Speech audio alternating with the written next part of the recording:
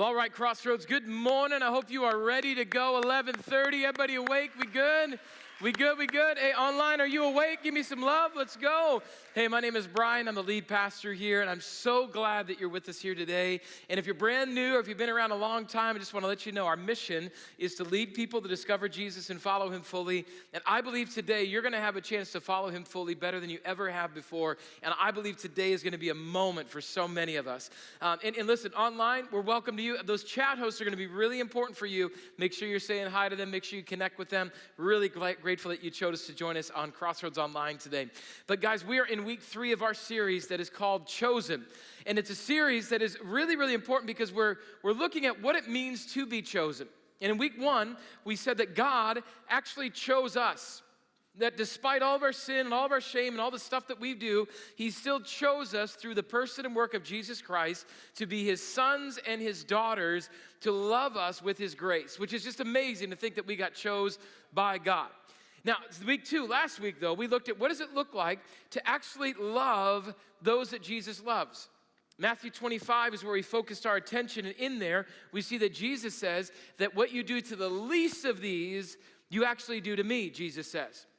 And he says, as you love the least of these, the kingdom of heaven actually opens up, and this is where you get the full effect of what the kingdom of heaven is going to look like. And so we said, we want to do that, Jesus. We want to love the least of these. And so we threw a challenge out to you, which is called the Matthew 25 Challenge. As we partner with World Vision, we've done this Matthew 25 Challenge. And what the challenge entailed was for a week, you were going to try to live in small ways like somebody that was the least of these in a third world country that was far less than we ever have. So on the first day, you actually skipped a meal. And I know that was hard. Maybe you're hangry. I'm not sure how that went, but you skipped a meal. Then the second day, you only had water all day. And I was in Nashville at the time, and I already could sense all of the angry, uncaffeinated people from here. Like, I could feel your coffee fatigue. I got it, okay? But then on day 3, we slept on the floor. I was in Nashville, I said just a second ago, at a conference, took all the sheets off my bed, slept right in between the beds, right on the floor there. I will tell you that hotel carpet is very small, and it was very hard, right? But we did it online. I bet you did the same thing. The next day, you wore the same clothes that you wore the day before. And then also what we did on that next day is that we texted somebody, encouraged somebody, and then we took a walk yesterday to kind of symbolize or kind of be what it's like to actually walk for water that you would have to do every day in a country that was the least of these. And all of that was around this idea so we could connect with that. And it leads us to today, to week 3 of this series, because today you get a chance to actually do something about the least of these that are in our world and to love them like Jesus has called us to love. And so you are going to get a chance to connect and to encourage and to support kids in Zambia. And we're going to talk more about that as we go. And some of you walked in here today and you're going to walk out and say, I never knew that God was going to do this in my life. And I guarantee it's going to be one of the best decisions you've ever made. Because today we are going to be able to connect and be able to love people in Zambia in a way that you have never thought of before. Now, Zambia is very near and dear to us as a church. We support a missionary called Chris Musanda over in Zambia. And so it's part of our church culture, but we're expanding that influence so that we would be able to love those that God has called us to love. And so in order to do that, we have been partnering with World Vision, and today you're going to be able to hear from somebody that is a product of that love. A product of that love in a remarkable, amazing way. Now, his name is Peter Mutabazi, and he is from Uganda. Peter lived on the streets of Uganda for 5 years until someone's kindness took him out of that poverty and loved him in a way that changed his life drastically forever. He's now the dad of 4, which he'll tell more about that in a second. But you are going to hear firsthand what it is like when somebody loves the least of these in a way that shows them dignity and encouragement and the love of Jesus and how that radically changes their life. And so, my friends, here at Crossroads, online and in person, would you please give it up for Peter Mutabazi, please? Peter Mutabazi!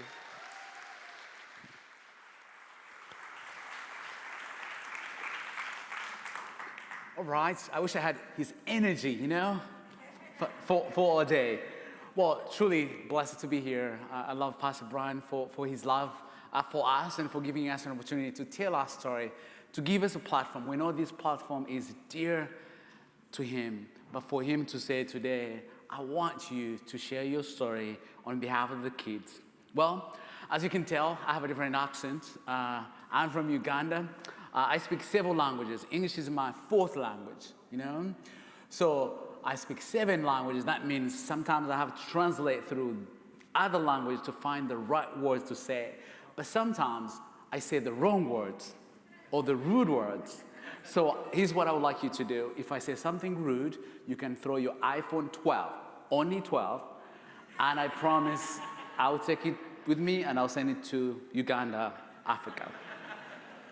But it's truly a joy to be here. Again, as I said, my name is Peter Mutabazi. My dad is from Rwanda and my mom is from Uganda, but born and raised in Uganda. It's truly been a joy to call US my home. I was schooled here, I've lived here, this is my community, and it's truly been a joy to know it quite well. Actually, 2 years ago, I became a US citizen. Yep. So finally, I can vote. They say one vote matters, so finally I can vote. But it's truly been a joy. I live in North Carolina with my family, and so it's been a joy to come and visit you guys here as well. I work for World Vision. You all know World Vision. They've been here for more than 70 years, and they work in more than 100 countries as well. And they are making an impact. They have made an impact in my own country, in my own village, and they've truly changed the lives of not just one family, but communities. And it's been a joy for me to work for them. But even with that, I have really had 2 problems or guilts I would like to share with you. Coming from a world where kids will die today for a lack of beans, and living in a place where food is thrown away every day, sometimes it's hard to understand, God, do you love us the same way? The one can fail to get a bowl of beans, but the other can have so much that they throw away. The other part is, how can God love me to give me an opportunity, of all kids in my village, of all kids in my country, that I could have an opportunity to come and live here? Why me? And that's what I'm here to share with you. Though I live with that guilt, this Bible verse has really been helpful for me. It's helped me to really understand God's love. I'm going to read Luke 12:48. Reads this way: "From everyone who has been given much, much will be demanded. And from the one who has been entrusted with much, much more will be asked." That of all kids in my village, of all families that have been given so much, and you're going to see just how much the Lord has given me, that I wanted to do something for others. When I came to the United States, I lived in Los Angeles, and I could not believe how you can have 7-bedroom house and it's empty, and there were kids in the neighborhood that had nowhere to go. So this is what I did. I said, God, if you ever give me an extra bedroom, I'm going to help a kid in my neighborhood. So 4 years ago, I walked into the foster care agency and I said, hey, I would like to be a mentor to teenagers. And the social worker who I met said, have you ever thought of being a foster dad? And I said, I don't think I qualify. She said, why? I said, I'm single and I'm a male. And she said, who told you you can't be? Well, that day I signed up, and since then I have had 16 children, and I have 4 right now.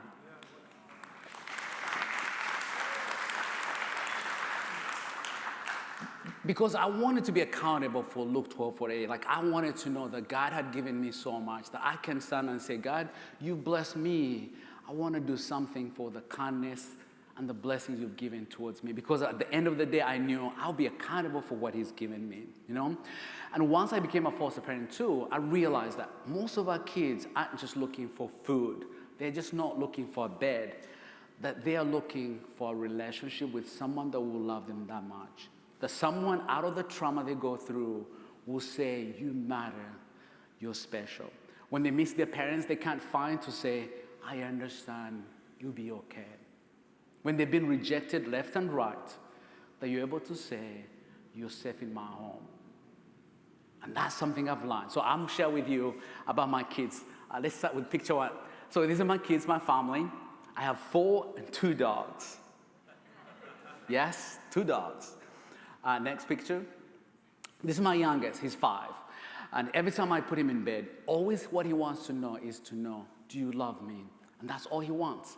Dad, do you love me? Yes, I love you very much. Next. This is the sister. She's 6 years old. You know, I've had boys, but this time I have a girl. And I thought like I have a different world that just came to my home. I thought I was the boss at home, but she's the boss right now, you know?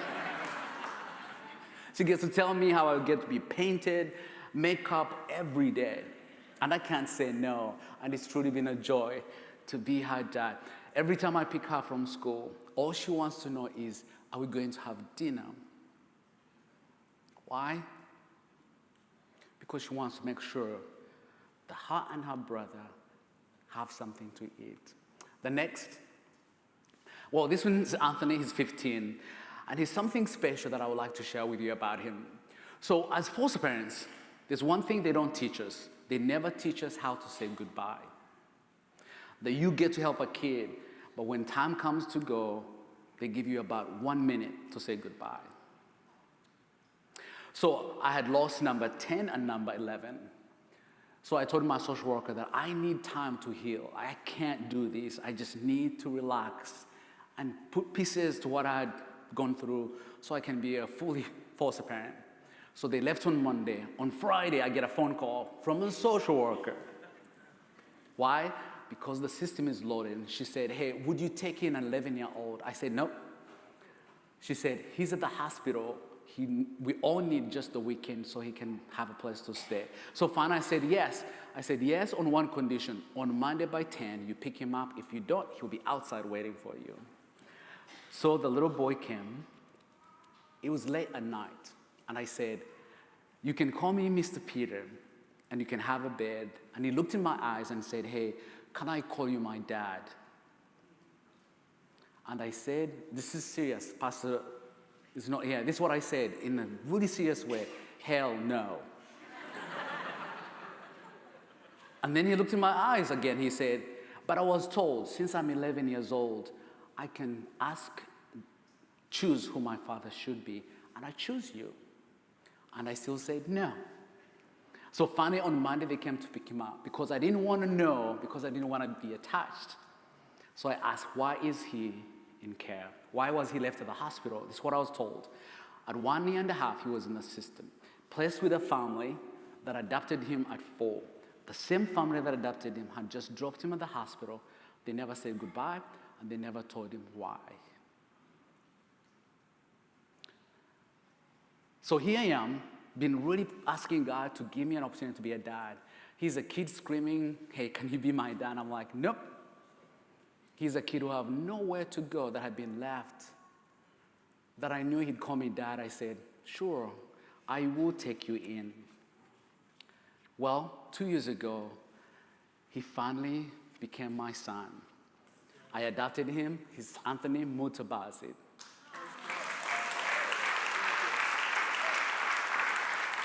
Well, the interesting thing, most people say, man, that kid is lucky. I'm like, no, I am the lucky one because he chose me. He chose me.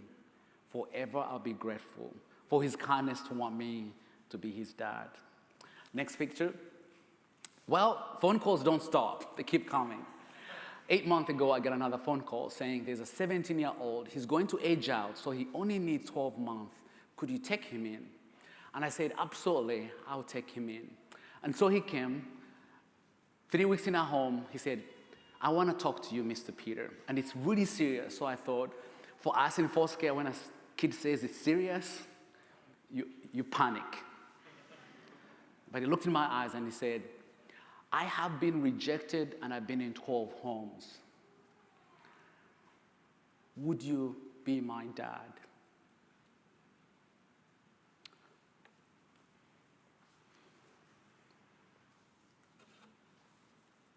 Think about, you've been in 12 homes. Each one of them have said you're not good enough. And you're 17.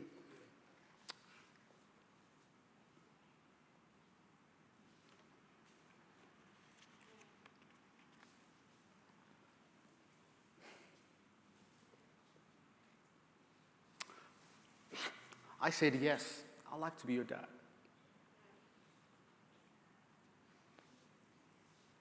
We don't look alike. We're so different. So different. But every time I dropped him at school, when I hear him yelling at the other kids, hey, come and meet my dad.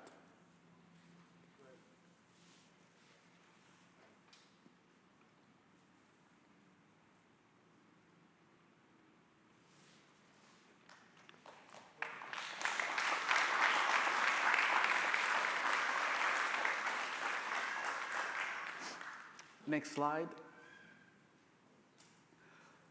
If you want to follow us and know how my life goes, you can follow me on Foster Dad Flipper. Foster Dad Flipper is where you can find me on Instagram or on Facebook.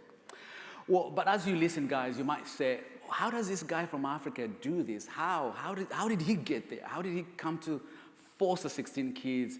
In the process of adopting another one, he has 4 in his heart. Like, how does he do it?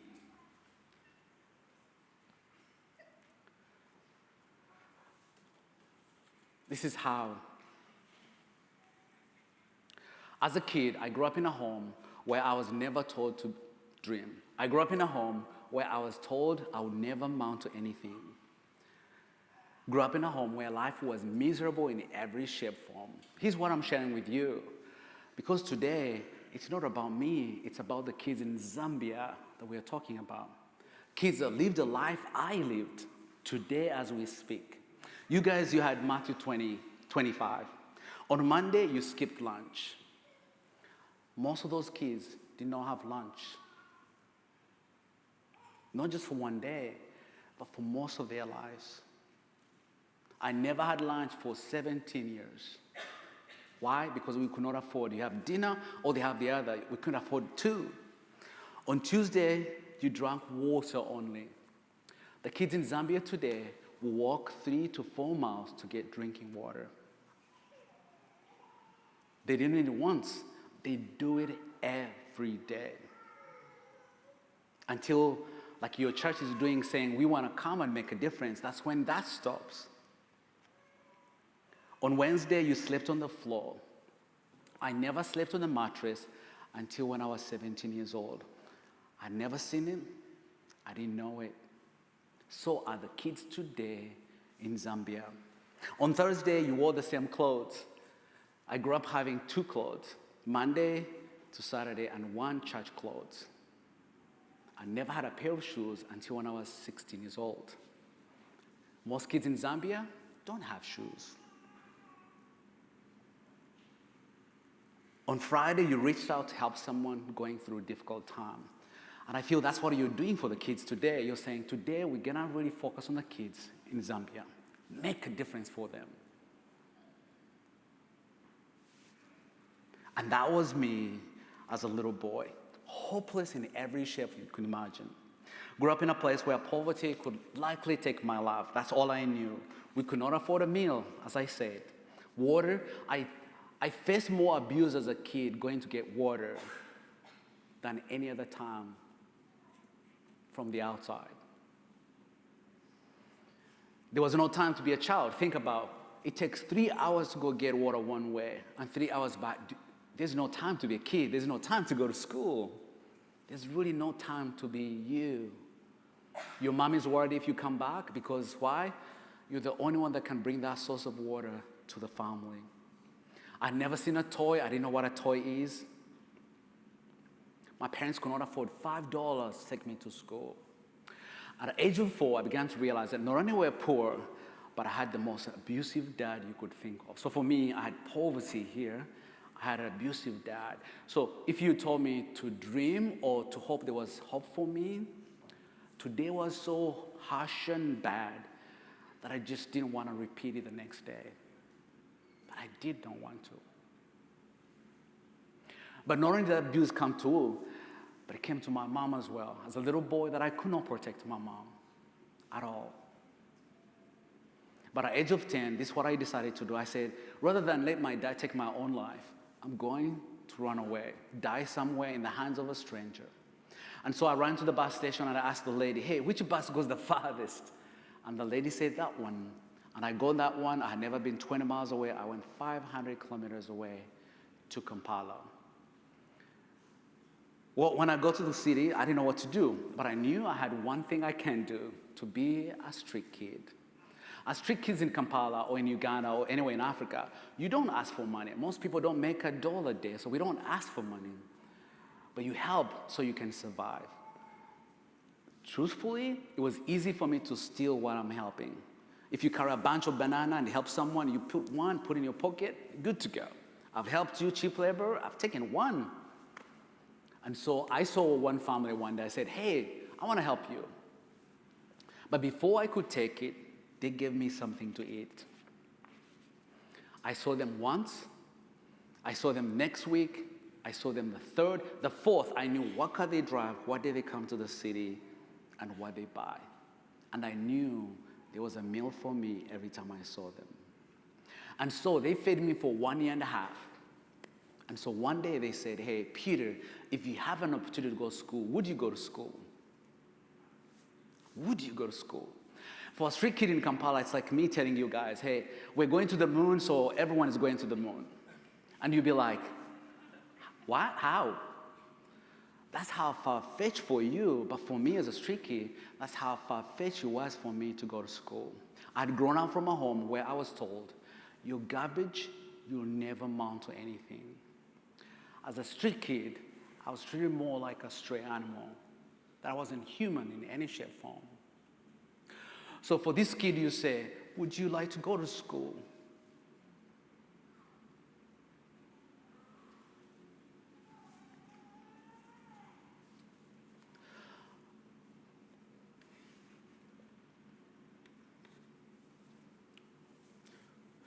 Remember, I'm my lowest as a street garbage kid that someone could see in me and say, would you like to go to school? And I said yes. Not because I wanted to go to school, not because I wanted to be somebody, no. Not because I had seen someone smarter in my family that I wanted to go, no. I said yes because for the first time, another human being had seen potential in a little boy who was a thief, little boy on the streets of Kampala, and said, you matter as any other child matters.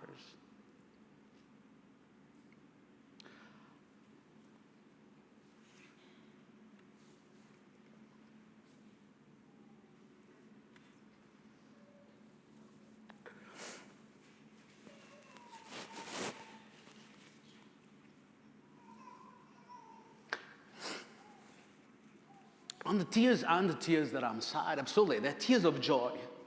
Because for you as Crossroads, that's how you get to see the kids in Zambia saying, look, we've never been in Zambia. We don't know how life goes there. We don't know much.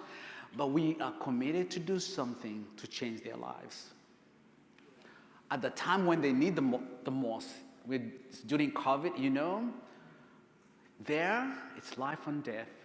That during this time you could say, we will pause for what we do normally, just so we can listen to the kids in Zambia. And that's for me the tears of joy. When that man stopped and said, I want to see you and you have a potential and I want to change your life. Is how I feel that you are doing for the kids and families in the communities in Zambia. That your Pastor Brian would say, today, it's about kids we don't know, that we've never seen.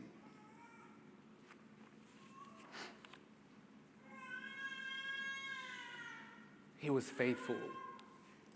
Later in life, I went to him, you know, he's my family, everyone knows him. So I said, but why me? Why did you choose me? There were more than 1,000 kids on the streets. Why me? Why me? And this is what he said. He said, I could not take them all, but I could do one. But also he said, I wanted to be faithful. Not to you, Peter, but to my Creator. That I wanted to be faithful. And that's what I see Pastor Brian and you as a church saying. We want to be faithful to the poor, to the least of these, and give them the dignity they deserve. Not because we have.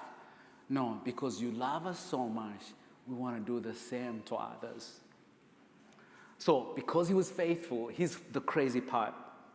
I was able to go to school. I didn't stay one night. I didn't stay a week. I stayed and I went to university in Uganda. And then I got a scholarship to go study in England. And then I got another scholarship to come and study here in the United States. My entire family, I'm the oldest of 5. They have all gone through university, not because they can do it, but because of the kindness of one set an example and faith and hope in them that they knew if Peter can do it, we can do it too. Because he was faithful, he's really helped me know how to live my life. You know, I know there are some of you here who are angry to what happened to you years ago.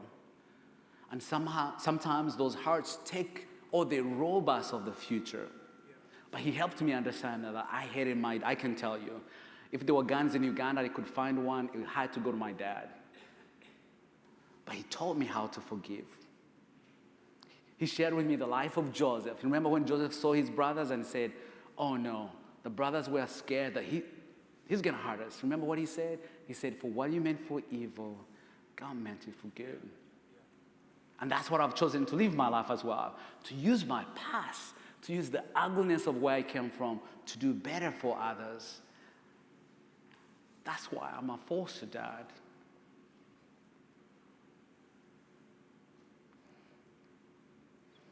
That I'm able to see the trauma of our kids, what they went through, and be able to say, I understand. I know how to have your parents walk away and they never look back. I know what that means. Here's the other part that he did that is so amazing. Because he was faithful, my entire family came to know the Lord as their Lord and Savior. And here's why. For my mom, it was more this way. How can a stranger love my child and want the best for them? Like, why? And knowing that this man loved the Lord, she's like, man, I want to be part of that local church. I want to know more about Christ. If someone can demonstrate this for me, I want. Years ago, I went to talk to my dad. I said, hi, Dad. And he looked in my eyes. This is what he said. He calls my sponsor, my dad. He said, you know, your dad has taught me what a father ought to be. That a stranger who we didn't know could have a ripple effect in my entire family and change them all for the kindness of one on how far that has gone. Now you see why Luke 12:48 is so important to me. To whom much is given, much is required. That he's given me so much. So much that sometimes I don't know how to give back.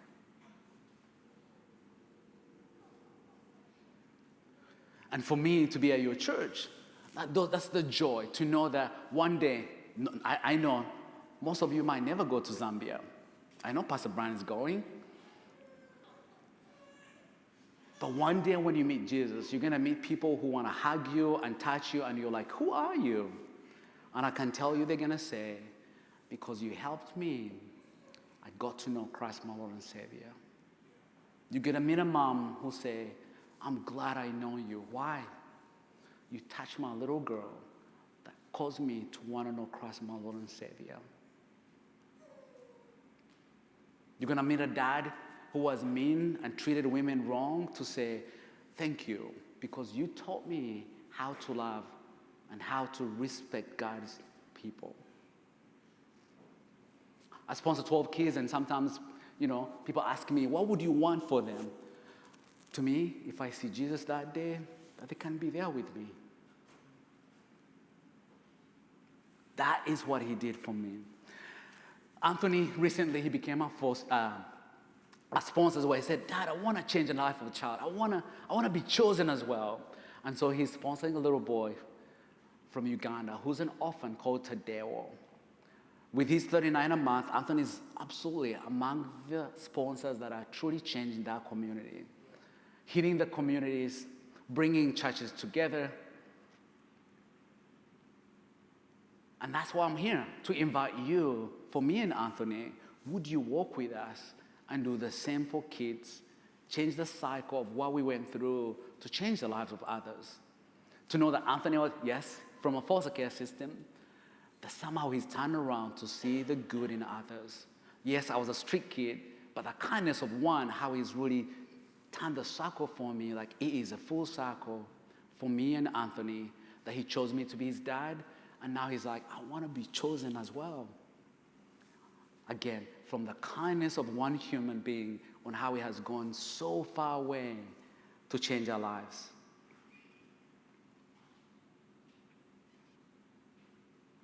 change our lives every day.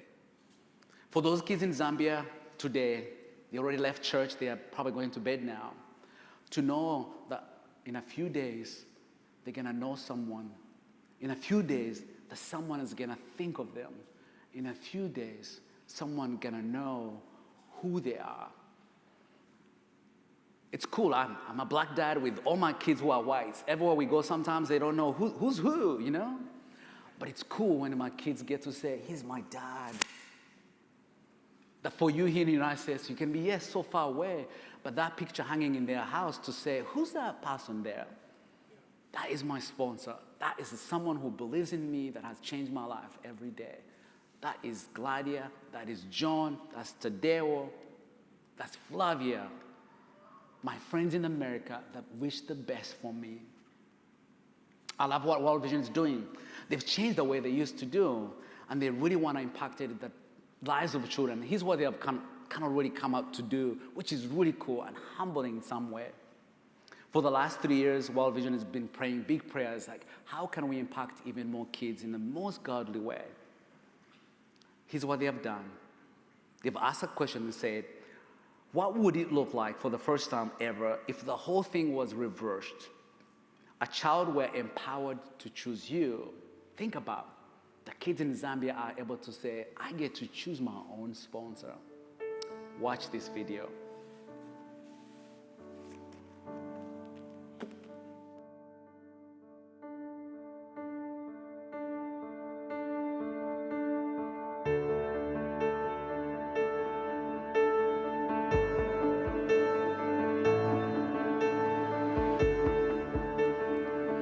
Let me be filled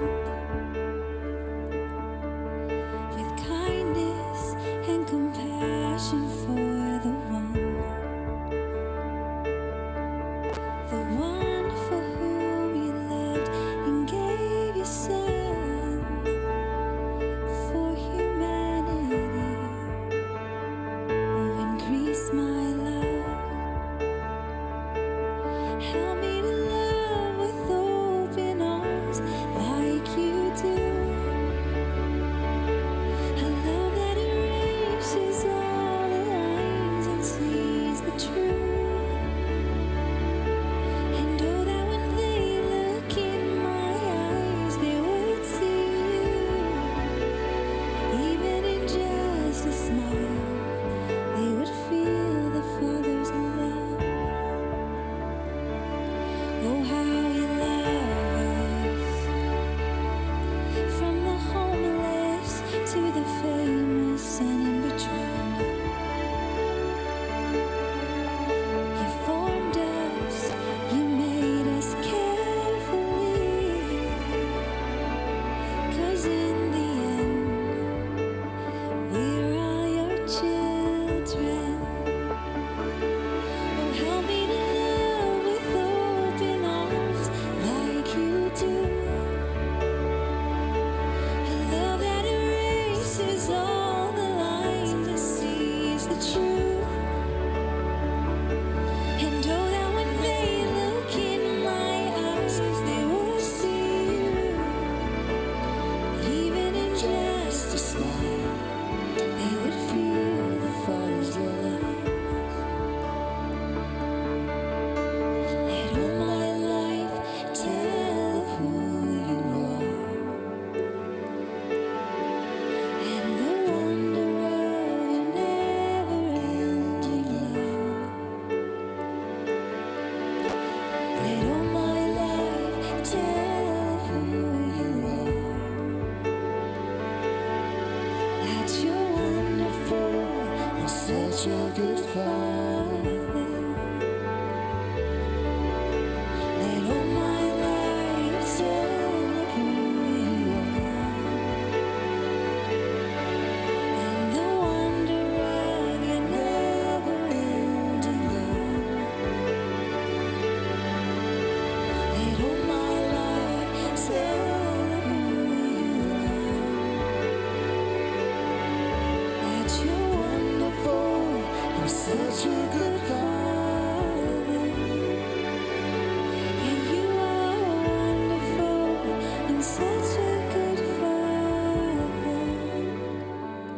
So help me to love with open arms like you do. A love that erases all the lights and sees the truth. And know that when they look in my eyes, they will see you. Even in just a smile, they would feel the Father's love.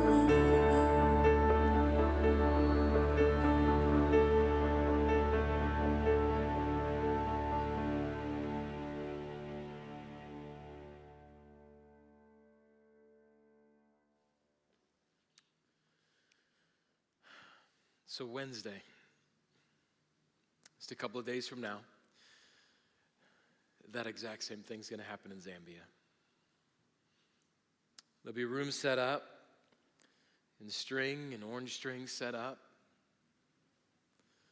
Pictures will be hung. Children will be outside waiting to come in. And when they come in one at a time, the pictures that they'll see can be you. And for the first time in their life, kids that had no choice will have a choice.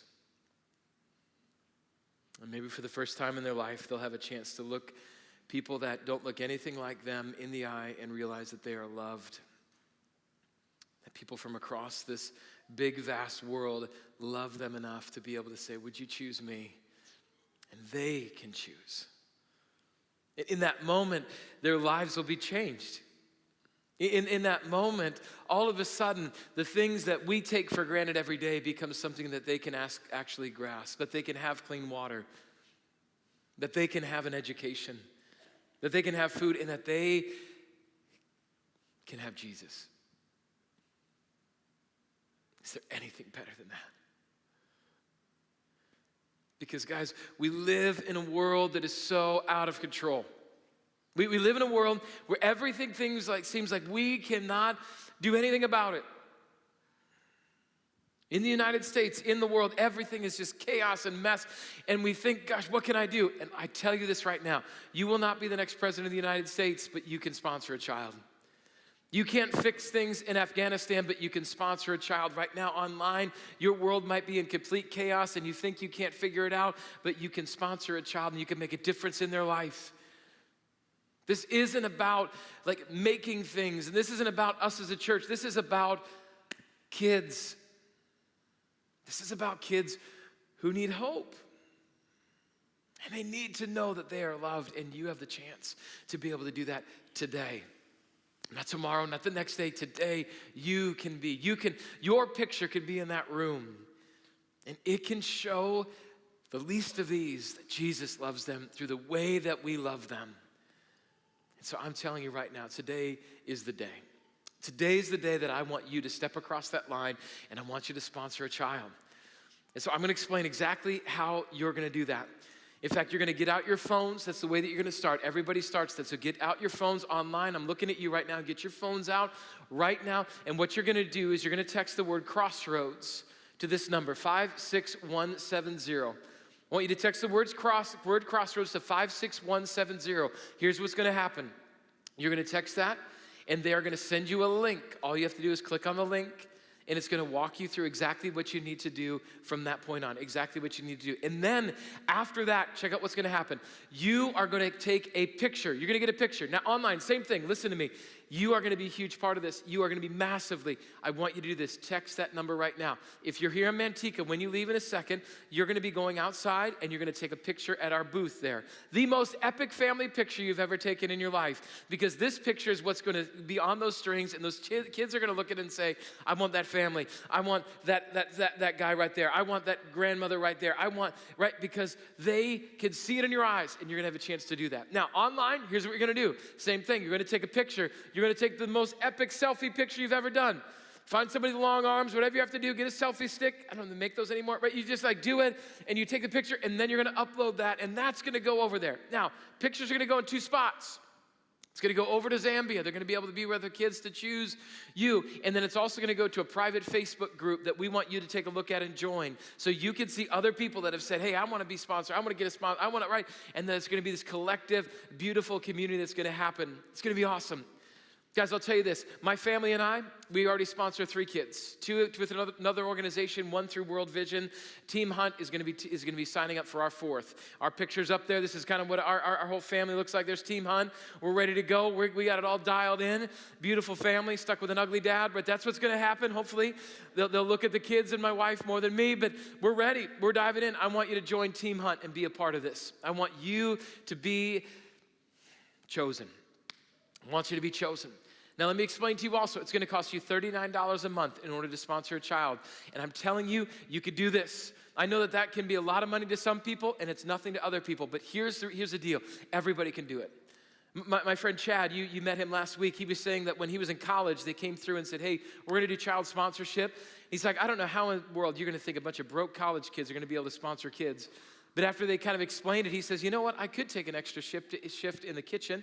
I could do a little bit extra here, a little extra there. And the next thing you know, he found the $40 that it took to be able to sponsor a child in college.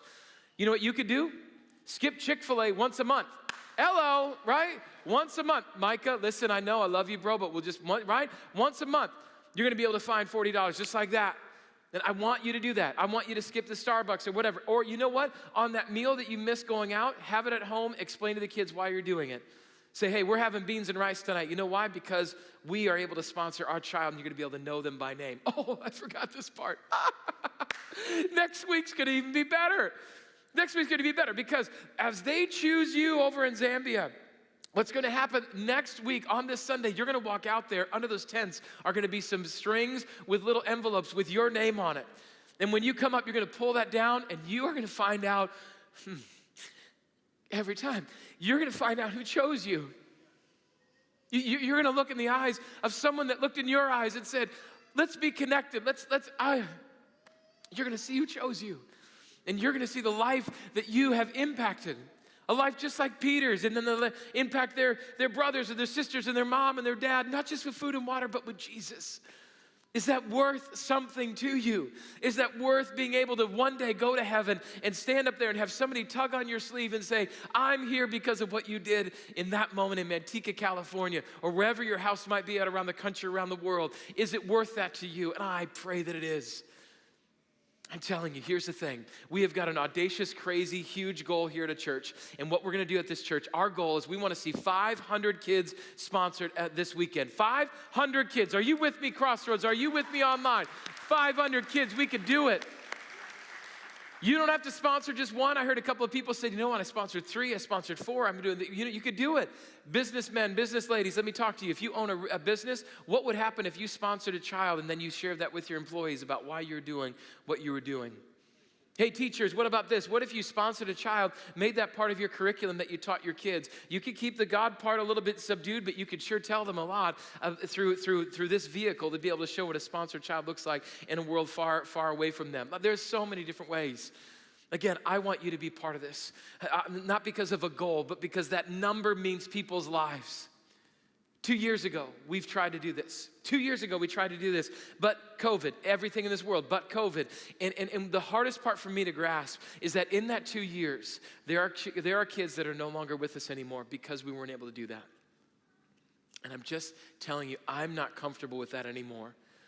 So I want you to join me. I want you to join this church. I want you to be a part of what's happening to save some of the least of these in a country you might never get to, but that you're going to impact their lives forever. And so get your phone out, text, get ready to go out there and take your picture. Online, we need you. To reach our goal, we need you. Every single one of you right now, we need you. Be a part of this. Be a part of something bigger than yourself. And decide today that you want to be chosen, because when you're chosen, that means you're loving the least of these. And you are impacting a life forever. Peter, what am I missing, my friend? Well, you're not missing anything, but he's the reality.